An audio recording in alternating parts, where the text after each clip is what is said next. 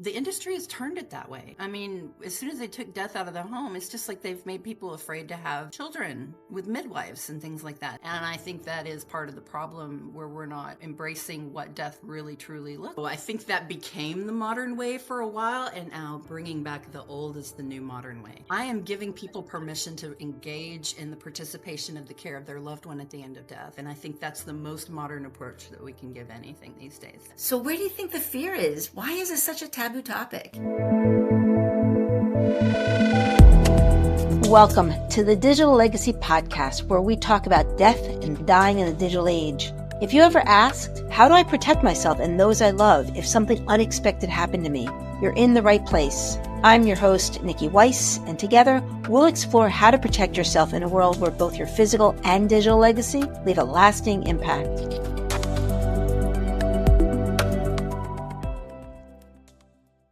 And welcome back to another episode of the Digital Legacy Podcast, where we talk about death and dying in the digital age. Today, my guest is Melissa. Melissa, I've been following you on Instagram. You have you're an influencer, over 100,000 plus. You've been doing this quite a while, but what makes you the modern mortician? And what brought you here today? I am putting a modern spin on death care. So initially, when I was looking at Instagram handles, I thought I'm a mobile mortician. And then I was like, but so can anybody else. I'll be the first modern mortician. And it stuck from there. And morticians, how long have they been around? What's the history on morticians? Oh, gosh. I mean, really, it became a thing after the Civil War in order to get soldiers home to the families, embalming and things of that nature. And then they took President Abe Lincoln on a multi-state tour where they re-embalmed him at every stop. And so that's where morticians and the practice of embalming the body really became a thing, because prior to that, it had been left in the home. So it's a US based practice? Like they didn't do it worldwide? Honestly, yes. Embalming is more prevalent in the United States than any other country. Why do you think that is? Because this is where it started in capitalism. But there is preservation too.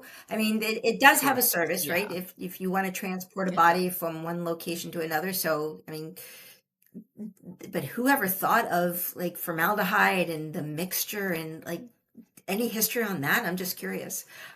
Initially, it was arsenic. Wouldn't that like burn the skin outside in or from the inside out? And the people manage it, like the people handling the chemicals. Yeah, well, that's why traditionally we have a lot of cancers that are in this industry from embalmers. So to date, still. It started a long time ago. So that's still happening now. Mm-hmm. So you've been in the industry how long now? I first darkened the halls of a mortuary science school in probably 2002, but my toes dipped right before my senior year of high school, so a long time. I think I turned 48 this year at the end of the month. I forget. When you get to a certain age, you start to forget, or am I 48 or am I 47? But for a long time, so at least 20 years. So here you are as a high schooler, and people are like, well, what do you want to be when you grow up? I didn't know, really. Truthfully, I didn't. It started out as a summer stint where I was helping a local funeral home by answering phones and being there for the visitations, and where some gentleman that worked there tried to freak me out by bringing me into the back and showing me things that I was not licensed to be around. Intrigued me. The art of taking somebody that looked sick, broken, and frail and making them look like they could stand up and walk right out of the room to a show was fascinating to me as an artist. And so eventually, years later, when I ended up being an artist at Six Flags over Texas, face painting, I met somebody that was in mortuary school, and thus began the journey. I actually do know several hairdressers and makeup artists that on the side, they work for funeral homes. Mm-hmm. It's a rarity to be able to get in and do that because the embalmers are trained in cosmetics, but you can't do hair better than a hairdresser, I tell you. I've tried granny curls multiple times in my career, and they would have been better off with their hairdresser down the street. So for a high schooler, do you think we're just wired, you and I? Just like it doesn't freak us out. We're kind of drawn to it. Did anyone else in your family or friends find it was strange that this was the direction you wanted to go in?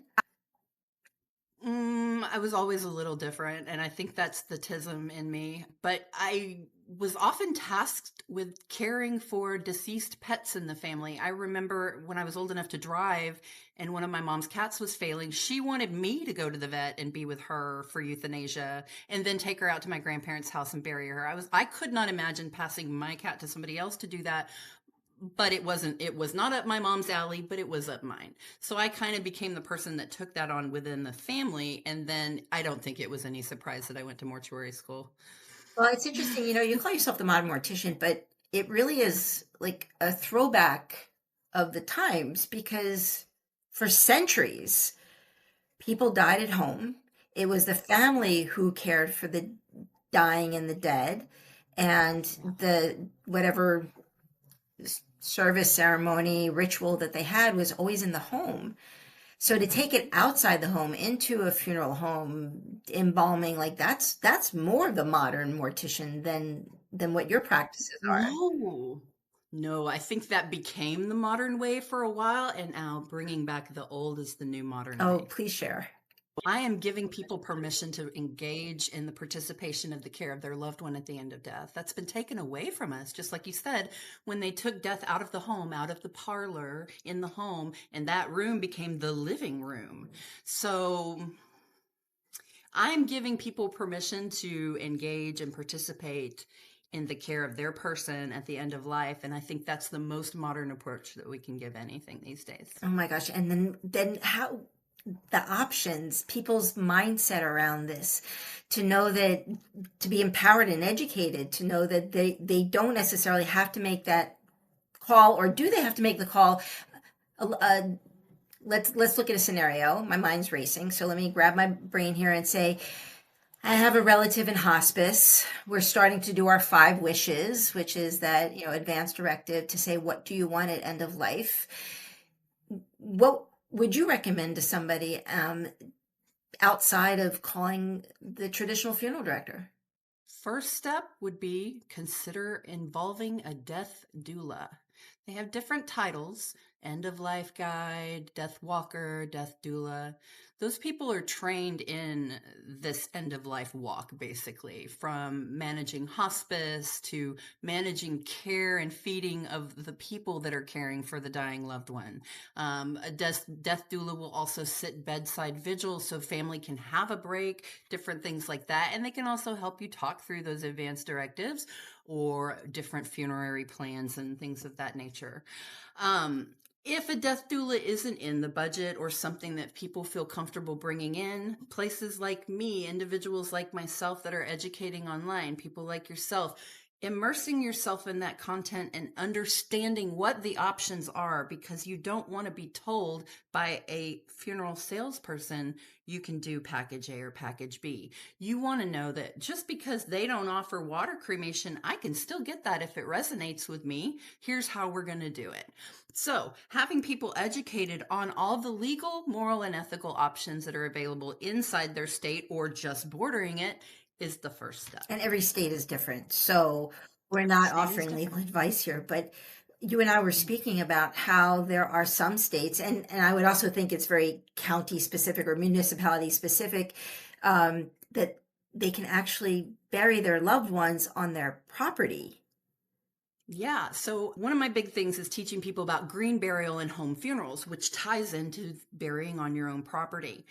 And there's a lot of misconceptions out in the world about that, including the depth of a green burial.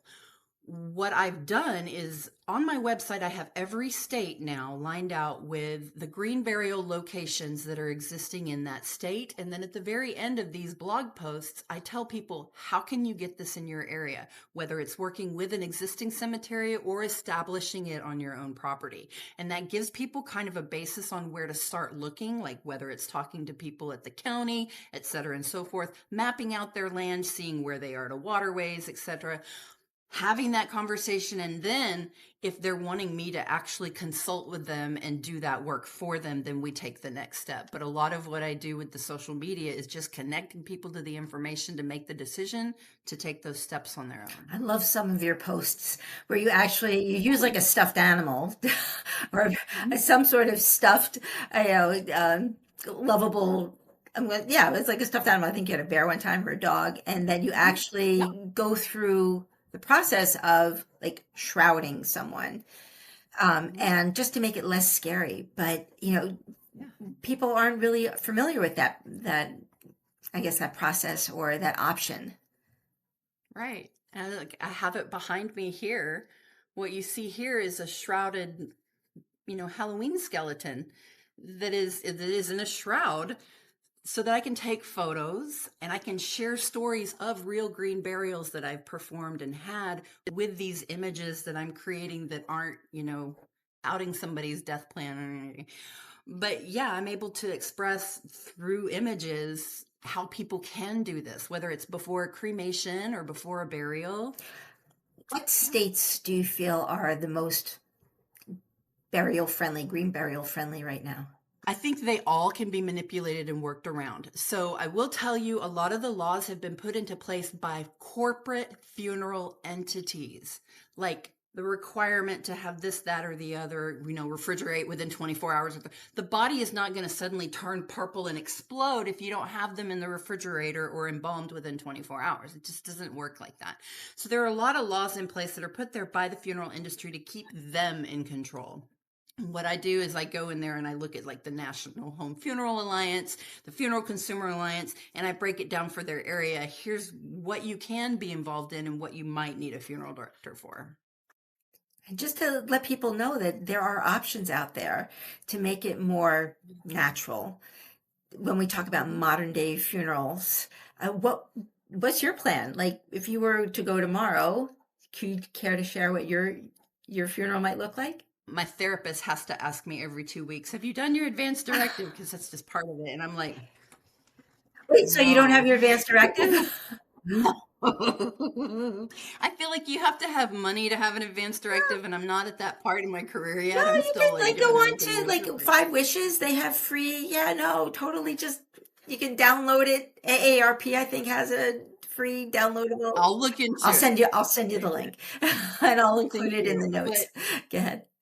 I know that I want a green burial. I've imagined that since I've been introduced to green burials. I want to be wrapped in cotton or silk and laid into a grave full of flowers. That's it.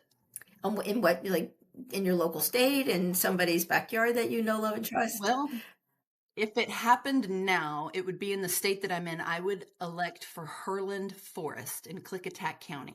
Beautiful, beautiful, And they allow that? beautiful. Oh, yeah, that's the green burial park, Oh, Herland oh, Forest. do tell. So what Yeah. was the process of like if someone wanted to? Well, obviously it's in one It's state. a legit cemetery, and they only bury people 3.5 feet deep where all the good microbial action is. You can be in a cardboard box that's been painted. You could be in a, wooden casket. You could be in a shroud. But family gets to go out there. They can dig the grave. They can cover the grave. You can have participation. You can play live music. It's a whole different vibe than the traditional funerals that you guys are all used to going to, where you dress up in your Sunday best and you go to church. It's earthy and it's real and it's alive. I have to share that my husband and I we have a lot of dogs, and we have a lot of dogs in our backyard, just to say, and we always feel that when we do have a dog that passed, that we take the time. It's very cathartic to dig the grave. Like it takes hours, and it's hours of contemplation, and sometimes it's the winter time and the ground is hard. I mean, there were there were a couple dogs that we actually had to build a fire to soften the ground to get out there, but then it really for us it allowed us to stay connected to the animal and to honor the animal, to show them, we're not just passing you off, but we are placing you, and sending a lot of love and energy, even if it's sweat. So, physical movement. And I would think to do that, and I'm thinking as we're talking to be able to do that for somebody instead of getting a backhoe to dig the hole. I cannot tell you how many times I have seen somebody in a family that's like, this is too hokey pokey for me. It's too hippy dippy. I don't want to have anything to do with it. And it's usually a man. Okay. It's usually a man. And then at the end of the process, you'll be at the graveside and you'll hand them the shovel and they'll take it. And that is the most It is. cathartic, healing thing to see them scoop a shovel of dirt, pour it on their loved one, and they don't stop there. They keep going. And then they'll come up to me afterwards and they'll say, that was the most healing thing that I could have done. I thought this was hokey pokey stuff. Thank you for the opportunity. And that's the best feedback that I can get, especially from a guy that's like, this is hokey. I mean, as you were talking, I was just, It's not. vibrating. I mean, Beautiful. Yeah. it is. If no one has ever done that, you know, we don't look at the dead. I mean, that I think is also one of those modern day, someone passes away and they don't, people, it's like they're going to the grocery store. Like, I don't want to see what the chicken looked like when it was whole before it was butchered. I just want it wrapped up nicely in the plastic so I can take it home to cook. There's a little bit of that disconnect that we've created with our dying. Like, to go from, either an ICU unit or even hospice, if they're home in hospice, as soon as they pass, the coroner or the mortician will come and pick the body up, and then they prepare it. Mm-hmm. We give them the clothes, and then we end up just showing up to the service. And then what? There is a disconnect. So to be able to pick up that shovel, the dirt that's going onto the body, the grave, the coffin, whatever it is, energetically, to get a little woo-woo, it kind of can break through the emotional holdback. Yep. Seen it and seen it and seen it again and again and again. So where do you think the fear is? Why is this such a taboo topic? The industry has turned it that way. I mean, as soon as they took death out of the home, it's just like they've made people afraid to have children with midwives and things like that. These were things we were doing forever. Sure, medicine has advanced and certainly death care options have advanced. It doesn't mean that it's to the betterment of our mental health and our closure. They've just sterilized everything. That was probably one of the most moving scenes in 6 Feet Under. It is the most accurate funeral representation I've ever seen in my entire career. I was in mortuary school when 6 Feet Under premiered. So, of course, I was watching it with a very, very discernible eye. It is amazing. But one of the first episodes is when one of the main character's fathers, the owner of the funeral home, dies. And reluctantly, he's bringing his family into the business because now he's died. And the one son is like, we've taken death and we've sterilized it. This is not what it's meant to be. We're supposed to get dirty and feel emotion and grief. And he just sticks his hand in the pile of dirt, and his mother's like, and he's like, this is how it should be. And I've seen that without so much at a graveside. And the people, again, will walk away so much further along on that little grief scale than they would have been had they had their hands off and not done anything at all. I mean, you talk about grief, and sometimes, let's just take a moment there, right?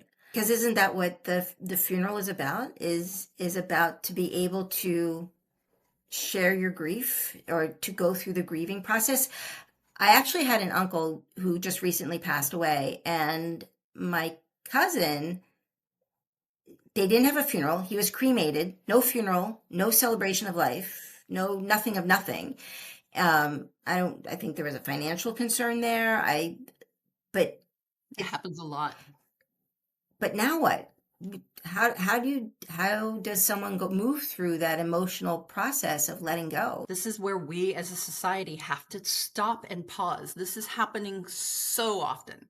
There needs to be some sort of online memorial or something that is held for those people to come together to be able to participate in.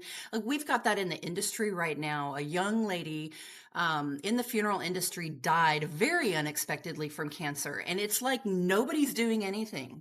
It's like, this is somebody that was going to the conventions and part of the industry. We are funeral professionals. Why are we not performing an online memorial for her? Certainly, yeah, her family and friends are completely overwhelmed with this stuff, but we as professionals are supposed to handle this on a daily basis. Why are we not doing something for her? So I stuck my nose right into it, and I'm like, we're going to do this. come heck or high water, because this woman would not have gone quietly like this. Everybody deserves Acknowledgement, some memorial recognition. that she obviously made an Yes. impact on your life. So why not make her Yeah. a death a Yeah. milestone? Yeah. And that's the biggest problem with these direct cremations, is that people aren't memorializing in some way. And then you have nothing. You've got no cenotaph, you've got no marker to go visit, you've got, even Facebook doesn't catch up with the people that have died in order to memorialize their pages. We don't have a real place for everyone where we can grieve and share how they impact. I don't think a life should just like that. Evaporate. Well, and this is Yeah. where the digital piece comes in, right? So as a digital thanatologist, I'm trying to tell people, yeah, just because your physical body is gone, your digital life, your digital afterlife is going to live long after your body's not Yep. here. Yep. So on that note, you've been in it almost 30 years now, 16, right? Mhm. So 16, you Long long time. time. What have you, just in the last, let's pre-COVID, from like 10 years ago to now, what has changed? What has been the biggest change that you've seen in the industry? We now have access to water cremation and human composting, and there's a more open discussion about green burial. When I first started posting about green burial, people were like, "What are you doing?" And now the reception is far more like, "I want that for me. How do I get that?" And for people to be able to learn more about that, this is an option. I would think, as a thanatologist, and encouraging people to put a plan in place, this might be a hot topic for families to discuss, right? Where the decedent or planned decedent, let's say again, they're in hospice and they know that they're trying to plan, or uh, and they say, "This is what I want." Hmm. How can they ensure their family are going to follow through their wishes? So a lot of organizations like Funeral Consumer Alliance, they're like, don't pre-fund your funeral, just put money aside. That's how you get things locked in where your family can't change it. And suddenly you go from a $5,000 green burial to a direct cremation that costs $695, and your family's keeping the difference in the price. That's where pre-planning and funding your funeral plans is a valuable asset, especially if you don't think you have somebody that's going to follow your wishes. Getting it legal and putting it in writing is the best step that you can do. If you don't have legal next of kin and you want somebody to make that decision for you and you didn't prepay or pre-fund, find the person that you trust to be your appointed agent. Every state has a form for an appointed agent, and that supersedes your next of kin. So that means if you don't get along with your next of kin and you know that they're going to take your money and burn you to a crisp and throw you off a bridge instead of do your beautiful green burial, then get your appointed agent or prepay for that stuff and get it locked Oh, down. that's great advice for people that are very adamant about building out a comprehensive plan. And families are complicated. I mean, that scenario Very. that you just said, I want to pocket the We other would six, not I want be to able pocket to. the other 4 grand because, mom wanted a green burial, but, we can get her done, in under $1,000. And wow, you've heard that those are real stories that you've I've heard. seen it.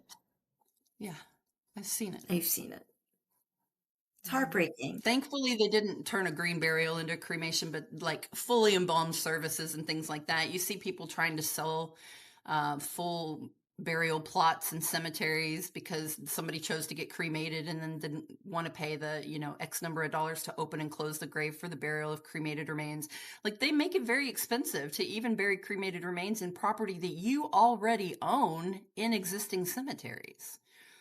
There's cost to open and close the grave. There's cost to have a licensed funeral director stand there. And they make it cost prohibitive for people. So that's where people need to know what their rights and their choices are. And for them to know that the options are, they can get creative with it. Mm-hmm. So, Yep. in what case would you recommend embalmment? Cultural reasons. If you want to have an open public casketed funeral in a location for multiple days where the body isn't refrigerated, or you want a lifelike appearance, because somebody that is dead looks dead, especially if you haven't pump them full of, chemicals and dye and put cosmetics on them, people look different.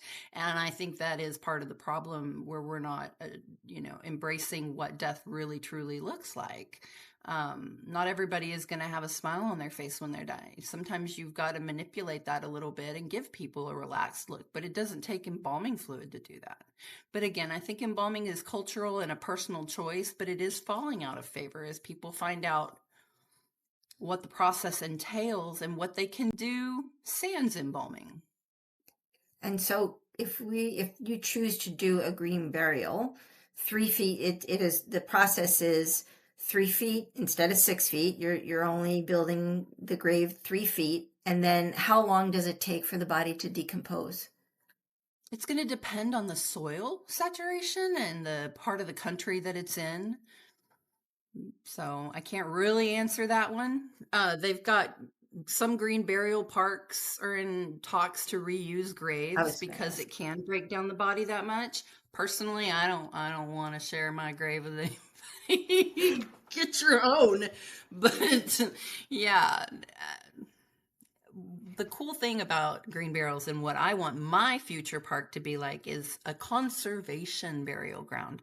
So you're not just taking up land to put bodies on it. If you've been on an airplane, you see how much vast amount of land we have out there. And we also risk having it harvested, for trees and things like that. This is a way for lands that are next to national parks to be protected for wildlife. You bury some bodies there, and guess what? You can't build on it because now it's protected. Right.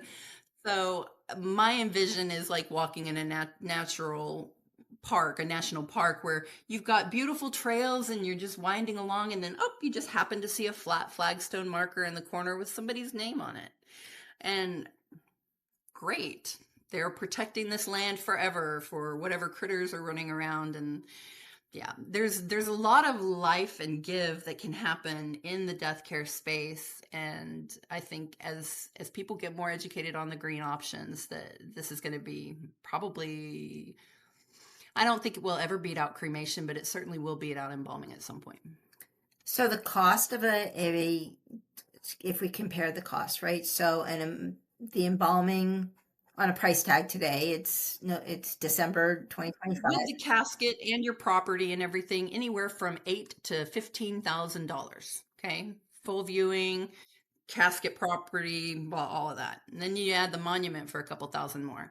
Green burial, you're going to go under $5,000, because first, the burial plot is going to be anywhere from $500 to $2,500, depending on the green burial cemetery that you get. Or that you elect to choose. And then you're not embalming, you're not having open casket services, you're probably having a graveside service. That eliminates a lot of stuff that's expensive. I think my uncle, we were paying like $250 a day to put him on ice. Yeah, I mean, it was North Jersey, so might be different than another state, but there's still a good charge. The refrigeration charges are absolutely astronomical. $350 for 1 day of refrigeration. Are you kidding me? No, it doesn't cost that much to run your refrigerator. Okay, so we've got the embalming, and then we've got the green burial versus a cremation, the cost of a cremation. Mm-hmm. So cremation is going to average anywhere from $650 up to $5,000, depending on the funeral home you choose and if they own their own crematory or they're outsourcing it. So again, it depends on the metropolitan area you're in as to how low that price will go. But I will always cautious anybody that is running their cremations at $650. You better go to that facility and take a tour, because the ones that I have experienced, they're budget for a reason. We've heard some like nightmare stories of out in Colorado, not to start bringing them up again, but some super unethical, inhumane, ironic, cringy. Give John a knuckle sandwich, I would. I just, like I said, it's a business, and for some people, it's not an ethical business. But to be able to feel honored, I do have a question that just popped up, because we were talking about cremation versus green burial, and I apologize for bouncing around. It's just an exciting topic. That's all right. Happens. I know that when I've for cremation, right, when they have prosthetics, devices, knees and stuff. Yeah. So for a green burial, if someone like my husband has a knee replacement, how does that manage when they're going into the ground and they have It devices and doesn't. it just goes We with them? don't. Yep. That is part of you now. I don't care if you have a stent. I'm not going in there after that for green burial. You are sequestered to that area that you are buried in, and that is a part of you now. So then it Now, becomes part with of flame cremation, the titanium is going to become part of the earth now. yep. In this case, yes. Those are the relaxations that green burial has openly agreed to not mess with. We are not going to take parts out of people. That happens with flame cremation and water cremation because it's easy to access after the body's been broken down. There's no sense in us taking apart people And the to bury composting too, them. I would think. The composting, yes, because halfway through the process, they shake out the bones and everything, and then they grind them up and put them back in. So they can't be grinding up metal. So, yes, they do have to remove them at that point. But green burial, we leave it with you. Well, listen, this has been such an exciting conversation. Can you share with us, some takeaways that our listeners can do for themselves if they're considering it? I would definitely recommend you look at my Instagram, Facebook, or TikTok. I share a lot about how to care for your people and your pets at end of life. I think that educating people through the care of their pets is going to be how we're educating them to take care of their people. So I utilize Kermit quite a bit. You can come for the dog and stay for the death, or you come for the death and you stay for the dog. But the social media is there for me to engage with people and answer their questions. And that's something that I'm really good at doing. If people ask a question on Facebook, I'm happy to answer. I want to empower people to find what is best for them in their area. And so if people have questions about green burial, they can always do themodernmortician.com and then / their state. Like Texas, for example. If you want to know about water cremation, themodernmortician.com / water. Find out where it's legal near you. And that's what I think makes you the modern mortician, is the fact that we're actually able to have these conversations over social media channels to educate people that there are options out there and empower them to know that this is not a taboo topic. This is actually kind of we need to normalize it. I think both you and I are on that same path of, look, can we just talk about this, please, and plan for it? Like the great Gail Rubin once said, talking about death will not kill you. So, love that. So where can people can find you? Best place? Like I said, you look up The Modern Mortician, and that's going to be me. Trademarked and everything. themodernmortician.com, Facebook, Instagram, TikTok, all the things. The Modern Mortician. Awesome. Well, Melissa, thank you so much for joining me. We'll end here. Thanks, Nikki. Thank you for listening to the Digital Legacy Podcast, where we talk about death and dying in the digital age. I hope this conversation inspired you to take control and plan for the inevitable to protect yourself and those you leave behind. Don't forget to subscribe to our newsletter at digitallegacypodcast.com. Remember, life is full of surprises. What happens after you die shouldn't be. So keep your passwords safe and your playbook up to date.